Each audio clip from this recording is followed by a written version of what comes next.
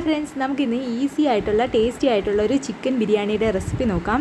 Chicken എടുത്തിട്ടുണ്ട്, വെളിച്ചെണ്ണ, ഉപ്പ്, മഞ്ഞൾപ്പൊടി, മുളക് പൊടി, കുരുമുളക് പൊടി, മല്ലിപ്പൊടി, ഒരു 4 മീഡിയം സൈസ് സവാള കട്ട് ചെയ്തിട്ടുണ്ട്, പിന്നെ മസാലപ്പൊടി എടുത്തിട്ടുണ്ട്.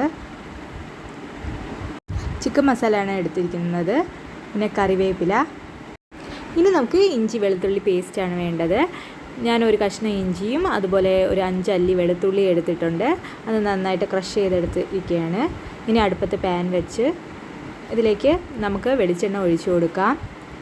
ഒരു 5 ടേബിൾ സ്പൂൺ വെളിച്ചെണ്ണ ഒഴിച്ചു കൊടുക്കാം.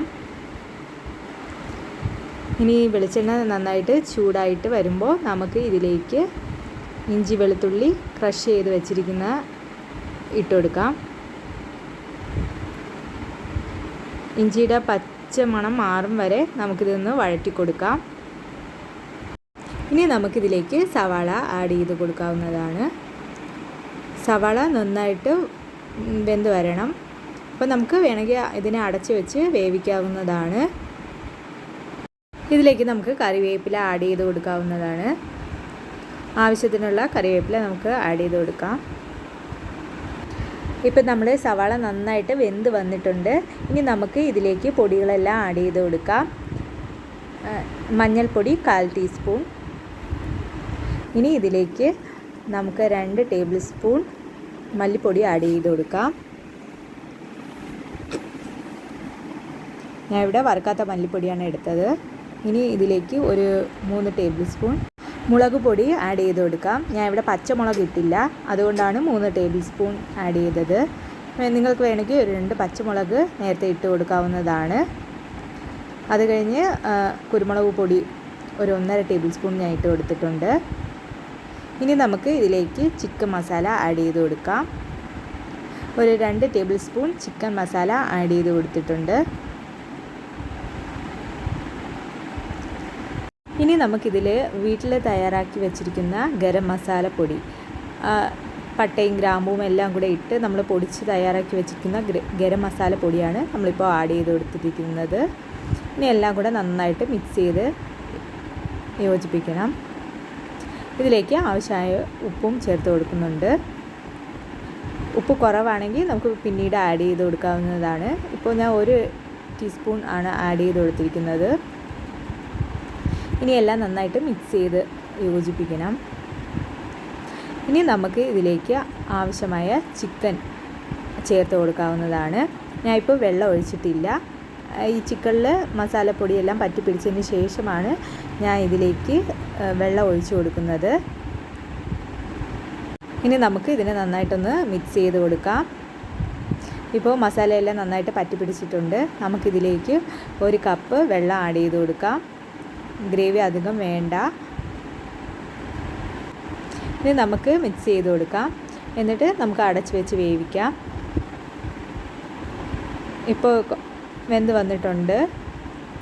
ഇനി നമുക്കിതിലെ വെള്ളം വറ്റിച്ചെടുക്കണം കുറച്ച്. ഇപ്പോൾ വെള്ളം വറ്റി നന്നായിട്ട് സെറ്റായിട്ടുണ്ട്. അങ്ങനെ നമ്മുടെ ചിക്കൻ കറി ഇവിടെ റെഡി ആയിരിക്കുകയാണ്. ഇനി നമുക്ക് ബിരിയാണിയുടെ പ്രൊസീജിയറിലേക്ക് കടക്കാം.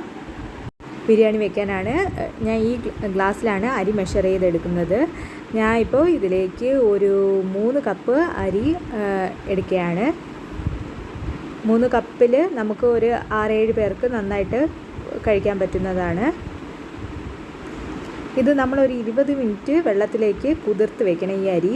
എങ്കിലേ അരി നന്നായിട്ട് സോക്കായി ഇതിന് പശയെല്ലാം മാറും. അപ്പോൾ 20 മിനിറ്റ് നമ്മളിത് സോക്ക് ചെയ്ത് വെച്ചിരിക്കണം. ഞാനിപ്പോൾ അരി എടുത്ത് അതിലേക്ക് വെള്ളം ഒഴിച്ചിട്ടുണ്ട്. വെള്ളം ഒഴിച്ച് നമുക്കിതിനെ അടച്ച് വയ്ക്കാവുന്നതാണ്. ഇങ്ങനെ നമ്മൾ സോക്ക് ചെയ്ത് വെക്കുമ്പോൾ അരി നമുക്ക് പെട്ടെന്ന് വെന്ത് കിട്ടുന്നതാണ്. ജസ്റ്റ് ഒന്ന് കൈയിട്ട് മിക്സ് ചെയ്ത് കൊടുക്കണം. എന്നിട്ട് നമ്മളിതിനെ ഒന്ന് അടച്ച് വെച്ചാൽ മതിയാകും. എന്നിട്ട് 20 മിനിറ്റ് കഴിഞ്ഞിട്ടാണ് ഞാൻ ഇപ്പോൾ എടുക്കുന്നത്. അരി ഒരു 4-5 പ്രാവശ്യം വെള്ളത്തിൽ കഴുകി നന്നായിട്ട് എടുത്ത് വെച്ചിട്ടുണ്ട്. ഇനി പട്ട, സ്റ്റാർ, ഏലക്ക, ഗ്രാമ്പൂ എടുത്ത് വെച്ചിട്ടുണ്ട്. പിന്നെ വെളിച്ചെണ്ണയും ആവശ്യത്തിന്. ഇനി ഒരു പാത്രത്തിൽ വെള്ളം വച്ചിട്ടുണ്ട്. ഈ വെള്ളം തിളയ്ക്കാറാകുമ്പോൾ നമുക്ക് ഇതിലേക്ക് കുറച്ച് ഓയിൽ 2 സ്പൂൺ എണ്ണ ആഡ് ചെയ്ത് കൊടുക്കാം. എണ്ണ ഒഴിക്കണേന്ന് പറഞ്ഞാൽ ഈ അരി ഒട്ടിപ്പിടിക്കാതിരിക്കാൻ വേണ്ടിയിട്ടാണ്. ഇനി ഇതിലേക്ക് നമുക്ക് ഗ്രാമ്പുവും പട്ടയും ഏലക്കയും സ്റ്റാറും ഇട്ട് കൊടുക്കാം. ഇനി ഇത് തിളയ്ക്കണ വരെ നമുക്ക് ഒന്ന് വെയിറ്റ് ചെയ്യാം. ഇത് നന്നായിട്ട് തിളയ്ക്കാൻ തുടങ്ങിയിട്ടുണ്ട്. ഇതിലേക്ക് ഞാൻ അരി കഴുകിയിടുകയാണ്. ഇനി നമുക്കിതിലേക്ക് ആവശ്യത്തിന് ഉപ്പ് ചേർത്ത് കൊടുക്കാം. ഞാൻ ഇവിടെ 1.5 ടീസ്പൂൺ ഉപ്പ് ചേർത്ത് കൊടുക്കുന്നുണ്ട്.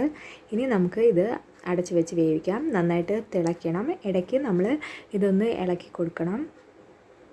ഇനി നമുക്ക് അരി വെന്തോന്ന് നോക്കാം. അരി ഒരു 1/4 ഭാഗം മാത്രമേ വേവാവൂ.